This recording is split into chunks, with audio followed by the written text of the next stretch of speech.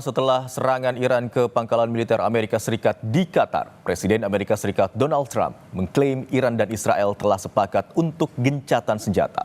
Kesepakatan gencatan senjata akan mengakhiri konflik secara resmi. Pengumuman ini disampaikan Trump di akun media sosialnya. Trump menulis, "Selamat, sudah ada kesepakatan antara Israel dan Iran untuk gencatan senjata total." Gencatan senjata ini secara resmi mengakhiri perang Israel-Iran selama 12 hari. Trump menambahkan, selama gencatan senjata, kedua pihak akan berada dalam situasi damai dan saling menghormati. Sementara itu, Menteri Luar Negeri Iran membantah klaim kesepakatan gencatan senjata.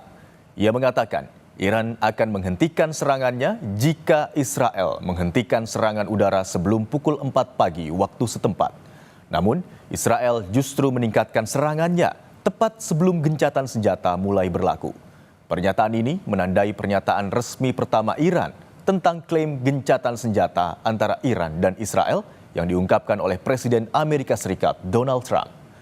Menteri Luar Negeri Iran mengirimkan pesannya di media sosial X pada pukul 4.16 pagi waktu Teheran. Ia menegaskan, hingga kini tidak ada kesepakatan mengenai gencatan senjata atau penghentian operasi militer.